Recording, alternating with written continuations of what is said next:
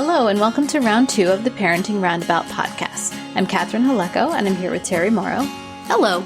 Usually on this podcast, we talk about parenting issues, but once a week, Terry and I like to get together to discuss TV, movies, books, and other entertainment topics, because it's nice to talk about something other than parenting for a change.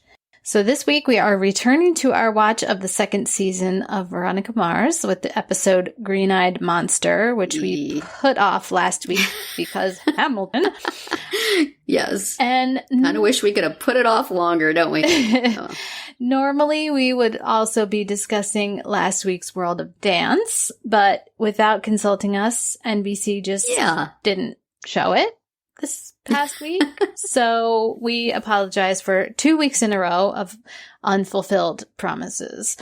But our peace offering is a quick discussion of the new book from Heather Cox and Jessica Morgan of the Go Fug Yourself website. It is a sequel to their book, The Royal We, which we discussed here. It must be a few years ago now. Yeah. Because now they have a sequel. And it's called The Heir Affair. So it picks up right where the last book left off with our hero and heroine, Bex and Nick, who are the American woman and British prince who got married. So this is just sort of like it's dealing with the fallout of their wedding and what happened at the end of the previous book. And then just follows their story for another couple of years. And it was a lot of fun to be reunited with these characters and see what happens with them. The characters are just so well drawn, even though they really are based on real people.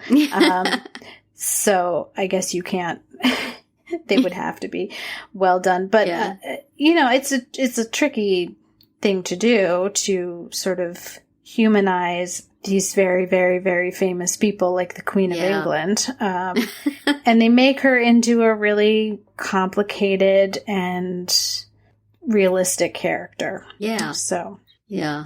As is undoubtedly the case. I mean, not just realistic, but complicated. I mean, anybody who's in that family, I cannot even imagine the complexity of their lives. Yeah. And that is why they wrote the first book, because they were sort of thinking about what it would have been like for Kate Middleton, a commoner, to marry into the royal family. And, they wrote that book before Meghan Markle, but the sort of thought about any sort of outsider. So they made her in their book American, even though she wasn't based on Meghan, who is American. But the point was to show that she was very an outsider. Right. And that's still, a big theme of this sequel, is how the family reacts to her and how she reacts to them, living in this surreal situation that she is in. So I enjoyed it quite a bit. I gobbled it up. It came out last Tuesday, and by Thursday I had finished it. Yeah, I just noticed it pop up on Audible, and I listened to, they give a little sample, and I'm thinking I would need to go back and look at the first book, because I don't remember necessarily. I remember there was a lot of drama right at the end, but I don't remember what it was. Did you feel like did you remember well enough what happened at the end of the first book, or did you have a copy of it you could peek at and go, oh yeah, I remember now? I thought about going back to it, and then I didn't end up doing, I just jumped right in. And they do a pretty good job of as you will recall. Yeah. Without it being horribly. Without it being, terribly expository, and they do sum it up pretty well. So helpful. I would say if you've never read the first one, then definitely start there.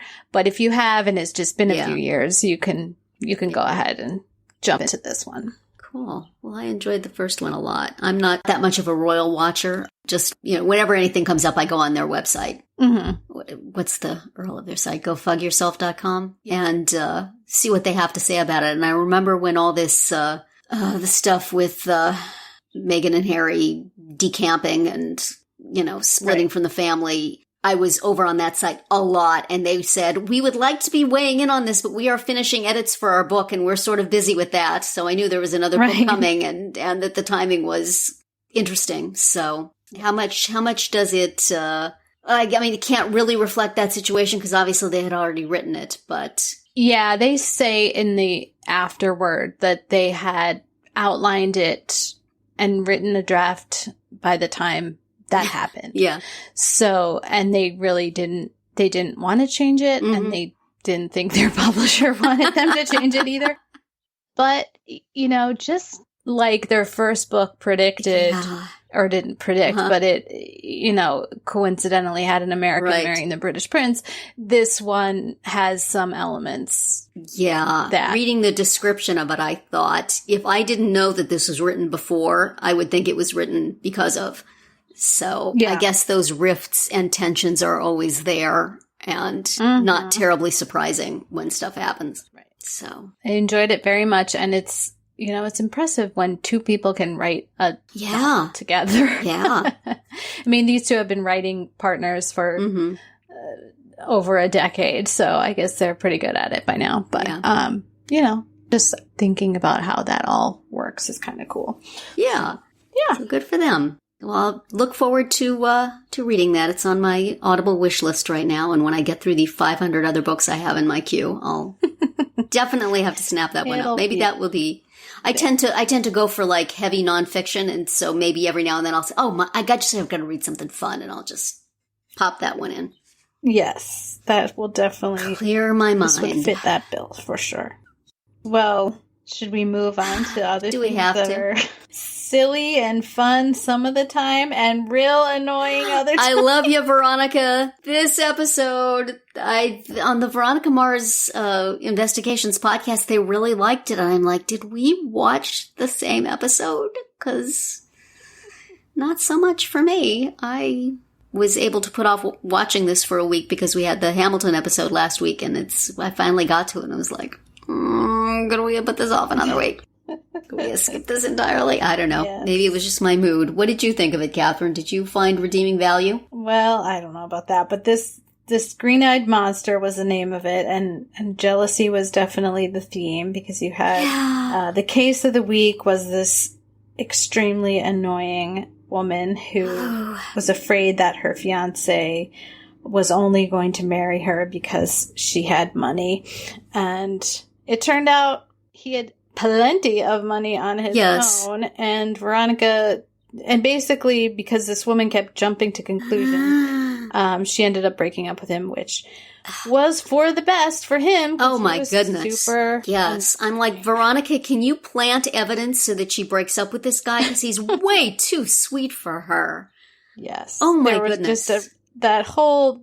They did this whole thing where Veronica tried to, sort of trap him into coming on to her, and it was so creepy and gross because she's 17, 18, whatever. I think she's 18 now, but still. Yeah, it was just super icky. We did not enjoy. Yes. So, yeah, then the other jealousy was her realizing that Duncan has been visiting Meg in the hospital. Which goes completely against everything we've seen before this, which is that Duncan was almost callously, whatever, old girlfriend, who cares? Right. And then secretly, he's caring. This makes no sense. Right. The character of Duncan is always sort of,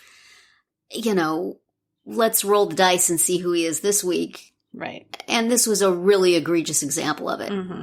And we found out and also, that hospitals don't work that way. Yes, they do not. Because she's still in a coma, guys. We found out that her parents really did not appreciate Duncan being there, which, although, if he's there every day, like, how is just now coming up? I don't know. It's just weird. The whole thing was bizarre. The whole thing was stupid. And we knew her parents were awful, because I think that came up before when we originally met Meg, and somebody was putting her on the All the Sex I've Had website, and her parents were freaking out. Right. And we knew her sister as, like, the rebellious one. So. But here she was, apparently Meg has trashy stuff on her laptop, so. Her sister was trying to save Meg from her parents' findings, so they had to. Kind of going back on that, it's just, the characterizations are sort of a fluid thing on this show. Well, and also because they had to bring in Mac to get the stuff off Meg's laptop, but yet Veronica was able to get everything off Julie's fiance's laptop without any question. So, and I think earlier, didn't she have to call Wallace while he was making out with his girlfriend because she couldn't get a hold of Mac? And then all of a sudden Mac is completely available for this, but. Oh, I thought she just needed Wallace to help her with her little. I thought she said my other tech help is not available or something like that. Maybe. I thought so. Maybe I made that up. But this episode was not exactly tightly written. And also, speaking of, like, I don't know, plot holes and questionable. So there's this whole thing where this guy is looking for Alicia, right? And we knew from the previous episode that he was a cop, or at least that he flashed a badge at the hotel. Right. So then he shows up in Neptune, and Keith somehow figures out that he's a drug dealer and has a name. What up with that? And I don't know how he did that. And then he goes to Lamb and says, like, okay, here's a drug dealer you should come and arrest. And then Lamb's like, no, he's a Chicago cop. So how did Lamb figure that out when Keith didn't? Did I miss a scene where Alicia said that's who it was? I didn't see that scene either. I mean, I think we're supposed to believe that that's what she said, but I don't remember it. Yeah, I don't remember that either. The whole thing was very weird. Yes. But it did end the episode with quite a moment. Yeah, though not an entirely unpredictable moment, right? Did anybody not see that coming? Right. So. That this person is Wallace's dad. Who's your daddy? This guy. Yep. The one thing the show is lacking is, plots involving fathers. I guess they said, well, geez, let's see, Logan's father is in jail. Duncan's father is, sort of hiding out. The Casablancas' father took off in a helicopter. We've already settled Veronica's paternity. We need another dad. How about Wallace? Where's Wallace's dad? We've never heard anything about him. That'll do it. Enough with the dads, y'all. Oh my goodness. Daddy issues galore. And another thing, as we have often said, the episodes never start where the previous episode ended. I had expected we would start with sort of the fallout from Veronica thinking that all this was to do with trying to kill her, which we do kind of get around to, but with no emotional heft. She's over it, apparently. The bus crash. Yeah. And also, when the thing happened with Casablancas getting caught and his entire financial empire crumbling and all his stock becoming worthless and him taking off in a helicopter, I thought, I bet a lot of the rich people of Neptune had large amounts of money invested with him. I bet there's going to be tons of kids at high school whose parents now have no money because Veronica ratted out Casablancas. I bet there's going to be some blowback from that. Absolutely no mention whatsoever. My thoughts of Veronica having to deal now with this new wave of hatred from the rich kids. Yeah. Oof. Apparently everybody knew that Casablancas wasn't. Or at least from the Casablancas themselves. Yeah, you would have think they would have the brothers had words with her or something. No sign of them. So it's like, does this one come after I guess this one came after the last one because Veronica knew about the stuntman. But, I don't know, it's very unsatisfying. I mean, I'm glad she's not getting, Well, I just feel like in general there's less. Suddenly poor kids, but it seems like there's less time at school in this That's season, true. It feels like to me. Yes. Teenage extras all over Hollywood are going, wait a minute, where's my student of the week job? Exactly. Where's my kid sitting in class next to one of the stars? Darn it. We have to have people in the community, which thank goodness we're never going to see Julie again. She can go to detention with Jane Lynch. I never want to hear from her. She was awful. She really was just was terrible. Maximally awful. Played by Laura Bell Bundy, who I have heard of as a Broadway actress of some renown. But this was awful. Yeah. I mean, I guess if she was called on to play awful, super job. Yeah. But Ugh. Oh my goodness. What a horrible person. You know, I've been lying to my boyfriend and now I feel like he's lying to me. And so therefore I want you to investigate everything about him. And so gross. Oh, golly. And you know that Veronica's little jab at the end about, you know, you both wanted to be loved for who you are. Apparently one of you was. She's just going to right over her head. So what a miserable human being. And I am so relieved for Scottish guy that he got dumped by her, because surely pretty much anybody would be better. Even amongst the horrible rich blonde people of Neptune, there's going to be a better choice. Totally. That made it very difficult to really relax and enjoy any other part of this episode. I was reminded of how much more I enjoy Logan and Veronica as sparring partners than as romantic partners, although they just in sparring have 150% more chemistry than Veronica and Duncan. But still, it's much more fun to see Logan coming up with clever ways to diss her. He seems to enjoy it more too, you know? So that was a fun conversation where he just pretty much put her in her place many, many times and then went off to do whatever it is he's doing these days, because we have no idea. We don't know. All we know is that all the posters of his dad are still in his house. Yes, that is very peculiar. He's like, I'd like to take them down, but the plot might demand them at some point. So what can I do? For some reason. The show's art director told me, do not touch them. So he's powerless, poor boy. Well, next week's surely will be better. That's right. What is next week's? What do we have to look forward to? It is called Blast from the Past. So, as the song says, a long time ago, we used to be friends. That's right. So, we're going to see what that means. But it will be somebody we haven't thought of lately at all. And they're going to continue with World of Dance with the episode that airs tonight, July 14th. If they actually air it, it would be the second allegedly set of duels. So that's the plan.